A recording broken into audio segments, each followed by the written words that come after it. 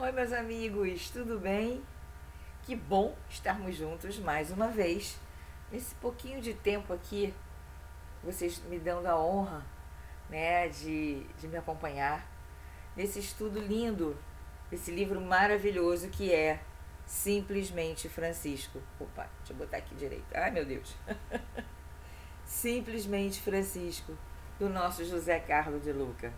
Esse livro, onde cada capítulo nos mostra o Francisco homem, o Francisco ser humano, o Francisco que tem dúvidas, que se questiona, que não entende muita coisa, que se sente às vezes fora de contexto, e assim como nós, né?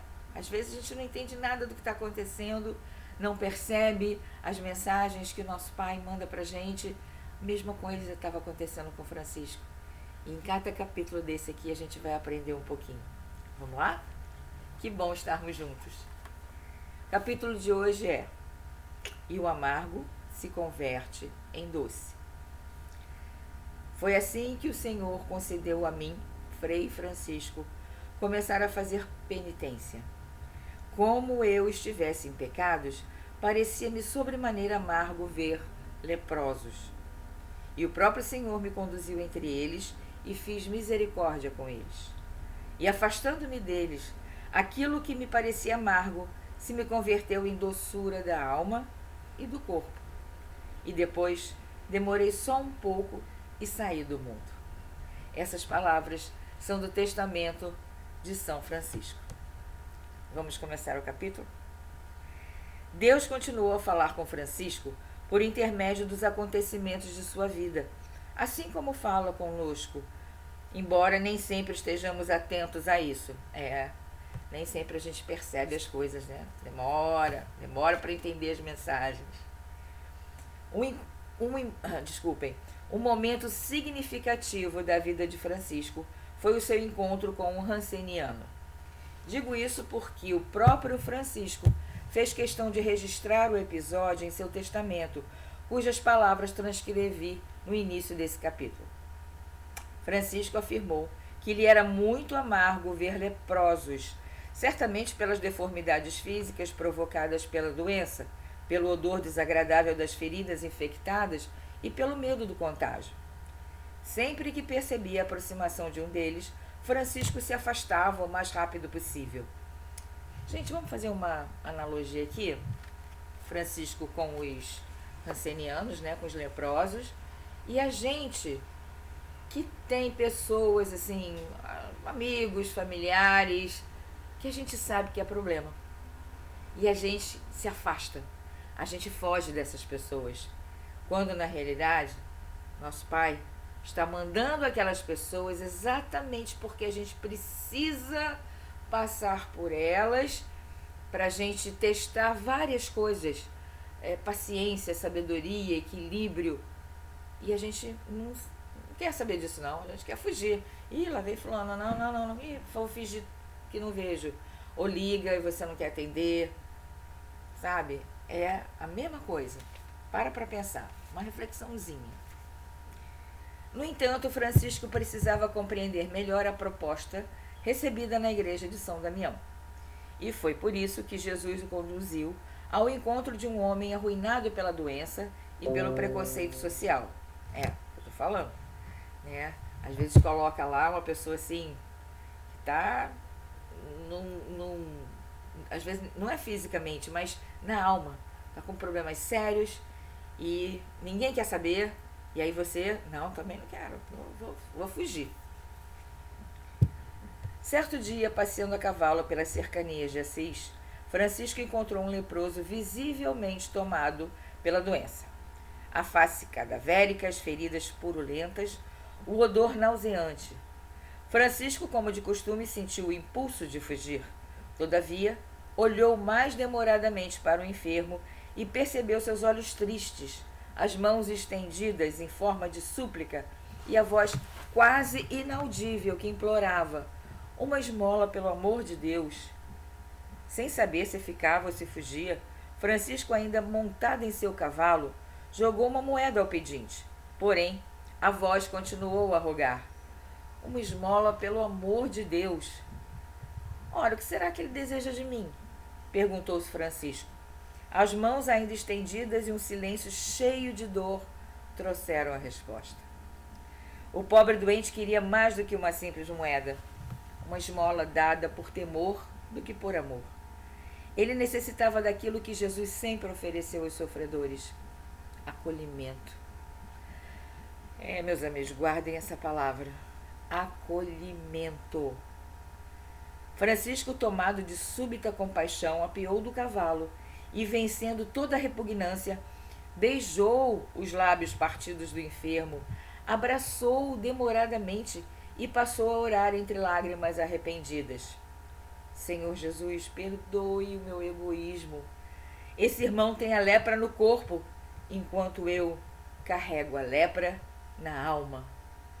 Nossa, que palavras fortes, meus amigos. Vou repetir. Esse irmão tem a lepra no corpo, enquanto eu carrego a lepra na alma.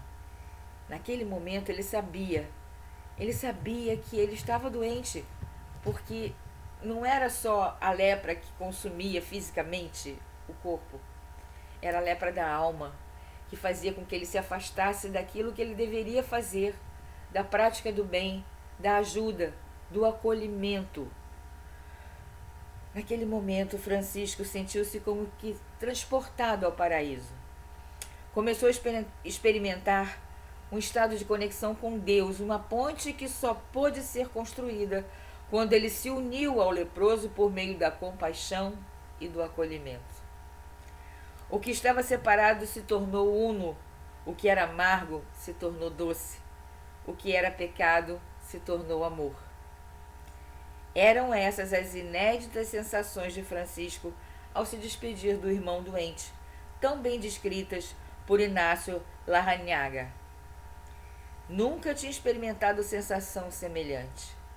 Das profundidades da terra e do mar, das raízes das montanhas e do sangue, começou a subir em marés sucessivas o oceano da doçura. Era o perfume das rosas mais fragrantes, a quintessência de todos os favos do mundo. Suas veias e artérias eram rios de mel.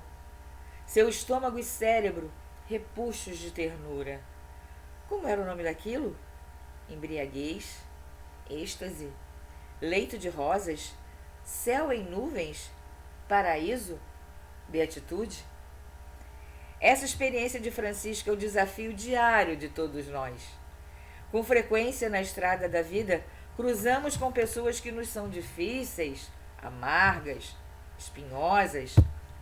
Nossa tendência é fugir, nos afastarmos, evitar qualquer contato. Isso quando não entramos em atritos que só agravam a distância e o mal-estar. Porém, assim como ocorreu ao Francisco, Deus nos conduz à presença desses irmãos difíceis, tanto quanto nós também somos difíceis, para eles, para que a nossa igreja seja reconstruída. E Francisco fez isso com algumas ações importantes para o nosso aprendizado. Vocês se lembram no último capítulo, quando a gente falou dessa igreja, né? Que cada um de nós somos um templo, e nós temos que reconstruir esse templo, essa igreja, porque estão cheios de, assim, sabe, daquelas, como é que se fala? Tá tudo rachaduras. A gente tem rachaduras e é necessário consertá-las.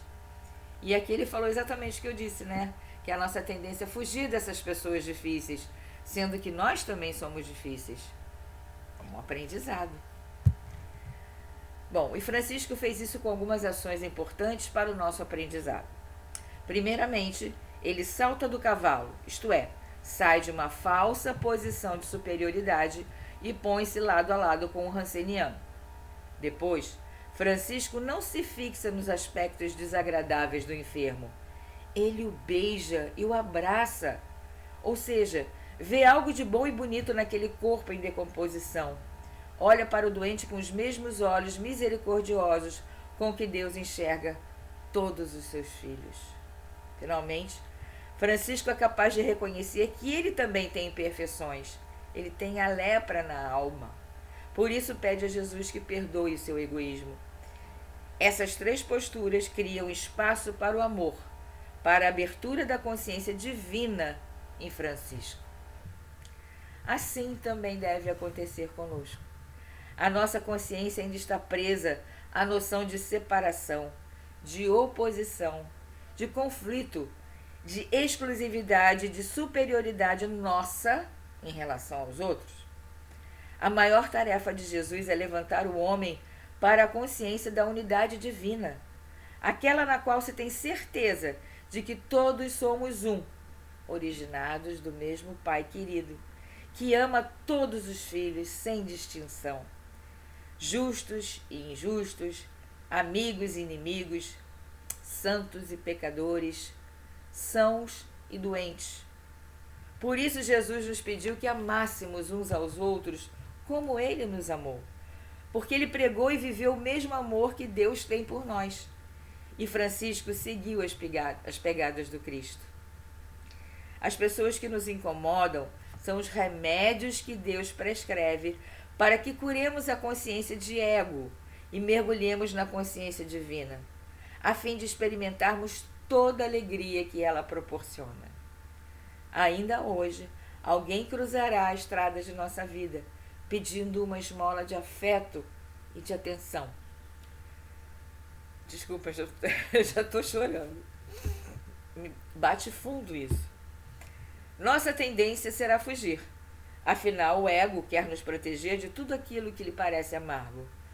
Mas paremos por um momento e deixemos que a consciência divina encontre alguma rachadura em nossa igreja em ruínas.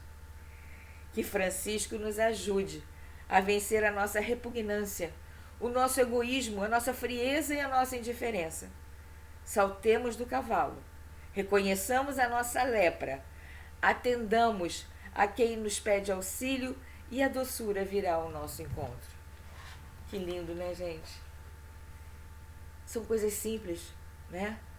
E a gente precisa entender que essas pessoas difíceis que cruzam o nosso caminho são o nosso remédio para curar essa lepra da alma que a gente tem.